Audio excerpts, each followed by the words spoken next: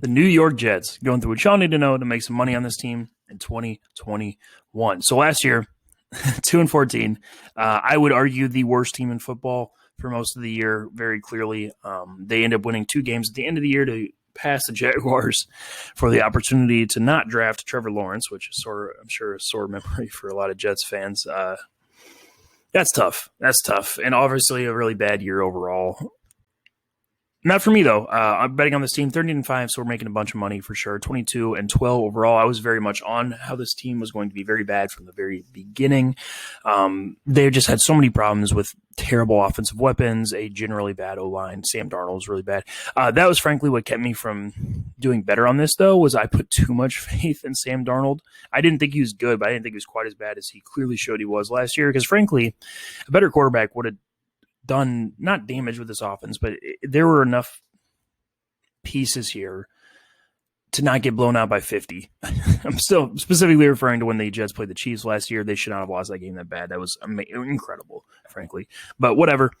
Talking about the actual roster going forward. So these are their losses. Some real snaps on this list, but no one they're going to miss. Rashad Perriman, I actually think they used wrong again. He's a reasonable player, but whatever. They're not going to miss him. Pat Elflein, bad. Sam Darnold, like I said, really, really bad. Alex Lewis, horrible.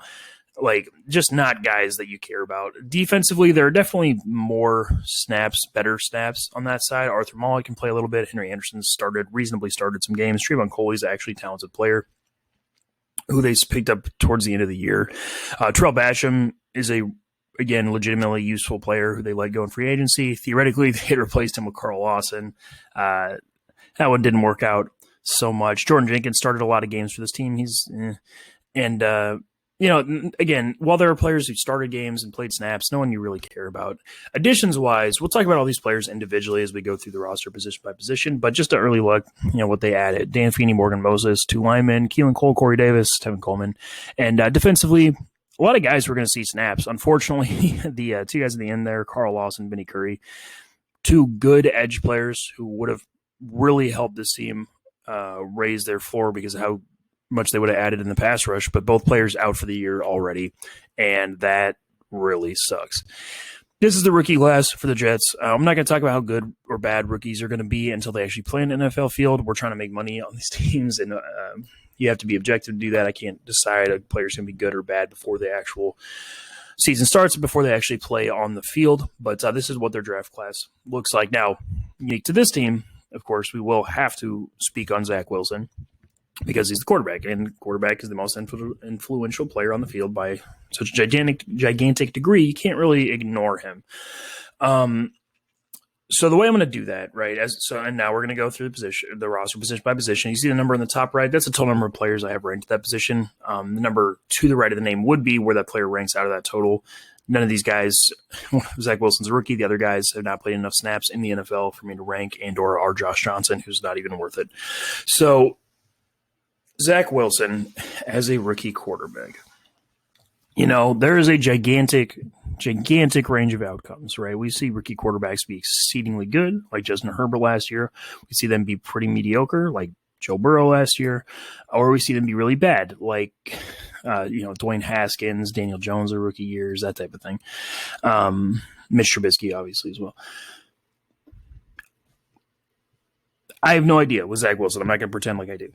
What I will say, though, I'm going to kind of give, generally with important rookies, I'm going to give kind of 2 outcomes that he could see, and we'll talk about what this offense looks like if he meets one of these 2. So I think the first one is if he's really bad. If he is kind of that, like, super turnover prone, inconsistent decision maker who's limiting his offense pretty consistently.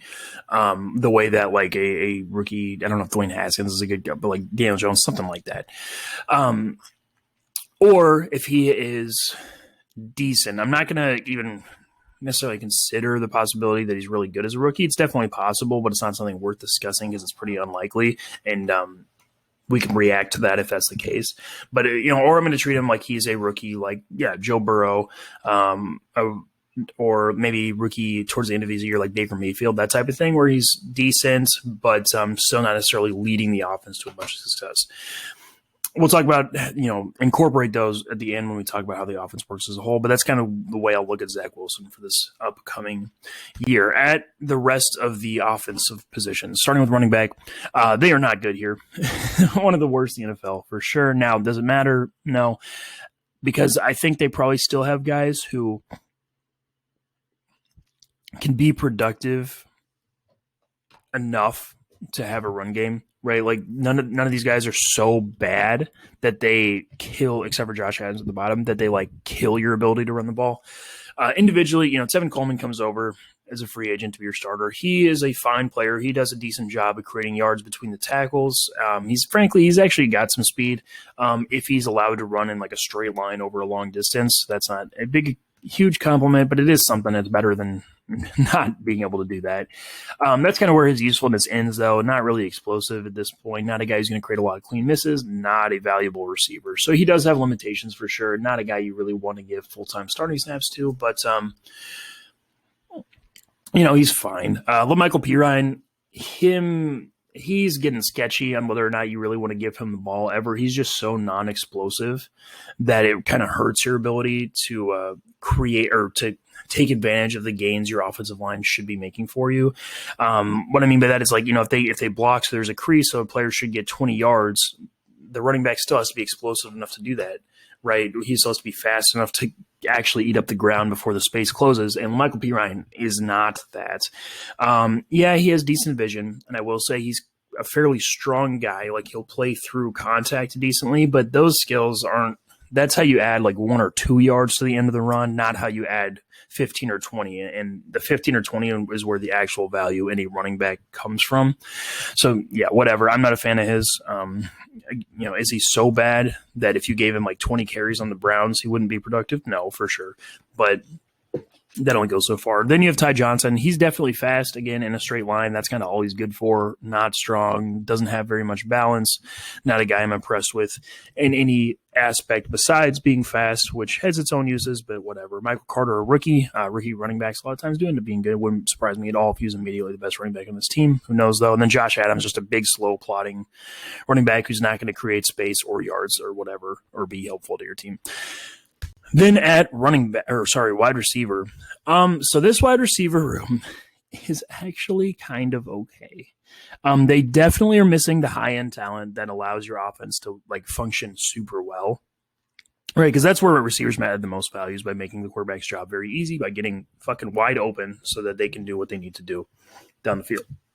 This team definitely doesn't have that like at an elite level, but all these guys are like kind of useful in their own ways. So start with Corey Davis, who comes over from the Tennessee Titans in the offseason. Corey Davis is a pretty unique receiver, honestly. He functions in a lot of ways kind of like a tight end because he wins between like pretty reliably between like 0 and say like 12 yards, something like that. That's where his large body combined with his actual like on paper athleticism does show up, where he can stop pretty quickly, get his body in the correct position to catch like curls, slants, that type of shit. He's good at that. He also has crazy strong hands, some of the absolute best in the NFL. He keeps concentration like at the catch point. He will play through contact to actually catch the ball. Corey Davis is awesome about that.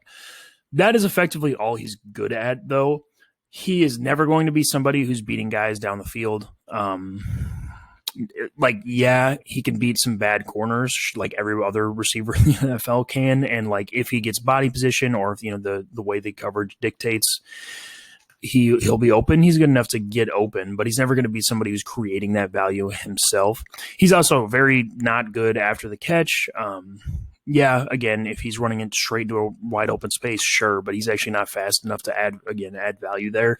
So that one skill, or the kind of few skills that he has at the very beginning, like I said, those are definitely useful. They create a floor at the receiver position of a guy who's going to give you a safety blanket, some people want to call it, a fairly easy option, again, between 0 and 15 yards, but it's not something that's super consistent, and it's not something that's super dominant because it's not going to happen against every play in every corner. And then you bring in Keelan Cole from the Jaguars. Keelan Cole's good, man. Keelan Cole legitimately creates separation. He legitimately gets open in like the intermediate levels of the field, even deep sometimes. It's not an insane rate. it's more just like, oh yeah, he can come through and do that. Especially the worse a corner gets, the better Keelan Cole is going to get, which kind of goes without saying, but that doesn't actually imply the same way to every receiver. Keelan Cole, though, it does. He also shows really good ball skills at times. He can track the ball pretty well. Overall, he's a really useful receiver. He lacks the high-end consistency to be much better than that, but I definitely think he's starter-worthy and was a good signing given the cost that it took to get him. Jameson Crowder is an awesome slot receiver. Frankly, I could argue for him being ranked a lot higher than that shows. He is a guy who wins in the short areas of the field, like all the time. He, again, kind of like Corey Davis, it looks a lot different, but he wins in the same areas of the field very consistently and creates easy situations for the quarterback short. Now, past that, again, he does start to struggle for sure. He doesn't have the long speed to really threaten defenses the way that you want. He lacks the physicality to like be able to make plays in contested situations most of the time. And obviously he's not exactly a big dude with that, but whatever, that's actually not all that valuable of a skill anyway, most of the time. And what he does do is pretty goddamn useful. He's also decent after the catch. He knows what he's doing. He knows how to beat zone defenses, knows where to go to find space. Jameson Crowder's good, man. And then, it doesn't even stop there. You have Elijah Moore, who is a rookie. So I'm not going to decide how good or bad he is, but theoretically provides that thing that I talked about earlier of a guy who's going to like get open very consistently in a way that makes Zack Wilson's job like way easier. He theoretically is that guy, and he's a chance, if he's good, to create kind of a high end of this receiver core. Not that I'm going to expect it, but I will say that's there. And then Denzel Mims, second, I believe, maybe third round pick last year, actually was pretty good his rookie year. He was hurt a lot of the time.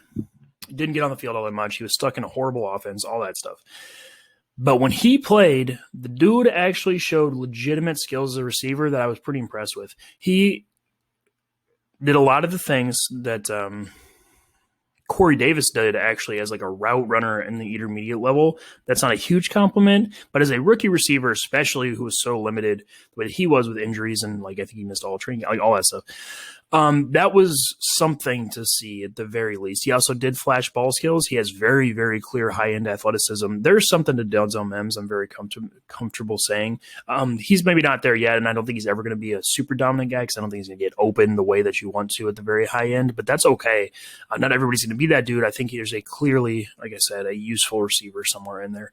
Past there, Jeff Smith, I actually thought was decent last year. That dude's kind of fast in a straight line. He kind of gets open a little bit. That's the extent to which I'll go with him. Not a starter level or anything like that, but he's kind of something. Vincent Smith, he's really whatever. Braxton Berrios is pretty bad. He's one of these slot receivers who doesn't actually add value to the position because he's not ever like being somebody. Yeah, there's a lot of slot routes and offenses that end up being open, but he's not the one doing it. Lawrence Cager's horrible. He just doesn't have NFL level athleticism. Whatever.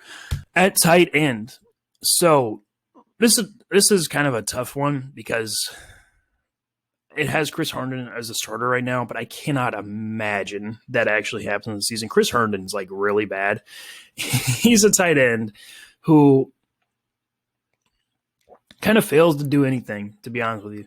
The one thing he is okay at is kind of like Braxton Berrios, where like, yeah, if he's supposed to be open on an underneath like curl route because none of the zone coverage is close enough to be to him, sure, he can go and stand there and be open. That is not a skill unique to him. That is a skill that is not unique to anybody and it pretty much applies to every single person you're ever going to find who plays tight end in the NFL. Past that, what does he do? Well, he doesn't get open. He's pretty bad after the catch. While he does, again, have like theoretical athleticism, he just kind of falls over anytime he gets touched most of the time, which is kind of a pandemic around the NFL, something that happens way too much to these big athletic tight ends for whatever reason. And it definitely applies to him. He's not a positive blocker in any way, shape, or form. Overall, just not a player that I think should be on an NFL field if you're trying to be good. Ryan Griffin, however, the backup, that dude's decent. That guy reminds me, so he fits into this big second tier of tight ends where, like, yeah, is he really different than a bunch of the other guys? No. But he provides baseline usefulness where he can do what he's supposed to do in your offense. And not just the way that, like, yeah, he can run 5 yards and sit open in the wide open space. Like, if he's, running like an over route over the middle and he's supposed to beat a kind of bad linebacker, he can actually do that. He can actually block to a reasonable degree. He's a decent athlete who actually adds a little bit of value after the catch. And overall, Ryan Griffin's actually a pretty underrated player. He's a decent decent guy, and clearly, as far as I'm concerned, the best tight end on this team. He's not a leader or anything, don't get me wrong, but whatever. And then you also bring in Tyler Kroft, another kind of legitimately good tight end. He moves decently as a blocker, or for sure, and as a receiver, he has actual like NFL level skills. He can beat, kind of like Ryan Griffin actually in a lot of ways, where he can beat guys even a little bit down the field that, yeah, he's supposed to beat, but it's not guaranteed. Like you can see clearly the difference in him and a guy like Chris Herndon, where even then he's not getting open. So Tyler Kroft, yeah, I'm a big fan of, and those two, frankly, I should give you a good tight end room if you just use them. So then on the offensive line. Now, this was partly a problem last year. They had some really, really bad guard play. They also had a lot of injuries, and I will say, I think a lot of these guys are better than people give them credit for. They looked a lot worse because Sam Darnold did a bunch of dumb shit behind them and ended up getting his ass sacked. Plus, they had receivers who didn't get open, so he's holding the ball for a long time, all that shit. Like, they had a lot of stuff going against them. As individuals, though, when you watch them, there's some players here, specifically at the top. The one I'll start with is Mekhi Becton. Mekhi Becton is goddamn awesome. That day's amazing. Best rookie tackle last year, as far as I'm concerned. Now, Wills and Wirfs produced better, but they were in much easier situations on much better teams. If you were to switch Becton with them, whatever, they're all amazing. They're all really, really good. I don't want to shit on them, but Mekhi Becton is awesome, is the point. The dude destroys people in the run game.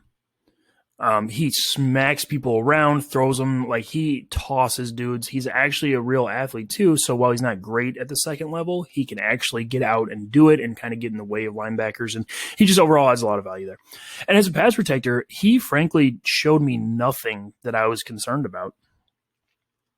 Yeah, he's not perfect. He was still a rookie. He had some issues at times mentally. He would make a couple mistakes, that type of thing. But that type of stuff, I expect from every single rookie tackle in the league. And he got over a lot of that by the end of the year. And frankly, really, he just kind of shuts down his edge as far as I'm concerned. There's no, like, obviously, yeah, the high-end stuff, if he played against TJ Watt, something like that, that would be kind of scary. But, like, other than that, he's really good. He's awesome. And then on the other tackle spot, I actually think they're kind of underrated here. Like, they're going to get good play there, too. George Fant, one of the most overhated people in football for no goddamn reason. He's not bad, like, at all. He's a starter level worthy tackle. He signed a, kind of big-ish contract coming from Seattle as a sixth lineman. I understand why people hated that originally.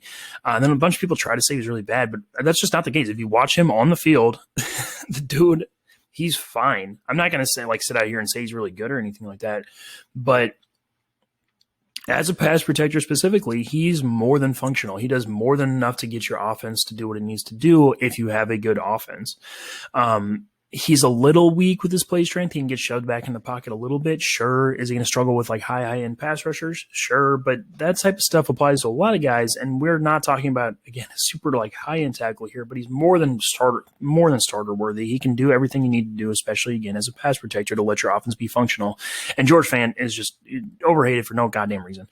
They also bring in Morgan Moses, who's right in the same tier. I like George Fant better, but they're pretty similar. Well, they're not similar playing, but they're similar levels of effectiveness. Morgan Moses is a much bigger, much more strength-based as opposed to the finesse tackle that George Fant is. Deals with like power rushers, that type of thing better. Overall, mentally, he's going to do what he's supposed to do every play. Physically, he's not exactly an impressive run blocker. Despite his size, he kind of just leans on people most of the time. Not really a mover. Not somebody who's going to get out into space and affect dudes. That's the thing, but he's not horrible at it. He can do his job again. He's a serviceable tackle who's definitely on the low end of starter worthy. And then back up too, Conor McDermott actually played some last year and he's kind of good himself. Frankly, he showed that he could keep up in pass protection. Again, it kind of fell apart sometimes at the end because you can't fucking pass protect for 8 seconds. It's impossible, but that's fine. Like, I'm not concerned about that long term. Overall, I think this team has really, really good tackle depth, and all those guys, while I don't like love them starting all the time on great offenses, they're definitely good, more than comfortable. Conor McDermott, again, underrated. Chuma Edoga, he's the bad one. He was a kind of a problem child on this team last year when he had to play. That dude, he just loses all the time. He gets tossed quickly, very, very, very frequently by any level of good lineman. He will just get beaten cleanly in pass protection. Like he is really bad. I don't see any way he's frankly better or should be on an NFL roster. Chuma Edoga is really bad. At guard, first round pick Elijah Vera Tucker. He's a rookie. Who knows? Rookie guards can play well at times, though. So, we'll see. I kind of have hope for him. At the other guard spot, Greg Van Roten, another of these kind of underrated players. He got blamed too much for a lot of the struggles that the Jets offensive line had last year. There were other culprits for it. The other guard spot, specifically Chuma Edoga and the guy we'll talk about in a second. But yeah, Greg Van Roten, especially when he's on the Panthers, like the dude, he can play. He can be a mediocre, serviceable, low-end starting level guard for sure in the NFL. He does some decent things in the run game as like a double team blocker. He moves a little bit to the second level and get in the linebackers' way, that type of stuff. And as a pass protector, well, yeah, he definitely can be a concern against higher end guys at times.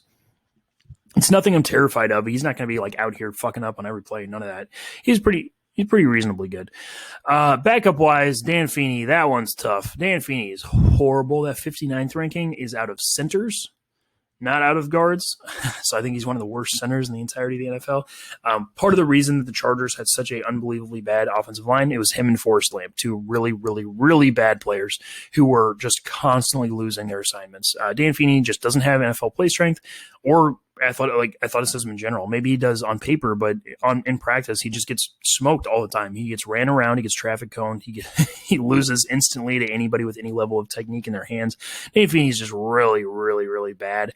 He reminds me actually of the Pat Elflein signing last year, where it's just kind of like fucking why, man. So that one's tough. That's like I don't even have any positives to say about him really. And then at center, it's kind of the same thing. Conor McGover is he's not equally as bad, but he is also a player who's very directly responsible for a lot of the reasons that this offensive line wasn't as good as it should have been last year, and for why Sam Darnold never ended up developing, if you want to say that. Conor McGovern, he was signed to a decent contract. Theoretically, he was supposed to come over and be a player who is useful, but in practice, he just doesn't add value at all. Specifically in the run game, he's a guy who's just not going to get to his spots, get to his assignments, and do them well. If he tries to move up and down the line of scrimmage, it's just going to get beaten to the spot a lot of times. Again, he has bad technique, so if a defensive lineman tries to get around him, penetrate into the backfield, he's a very good target to do it because he will let that happen. He will jump too far, lunge too far, lose balance, all that type of shit.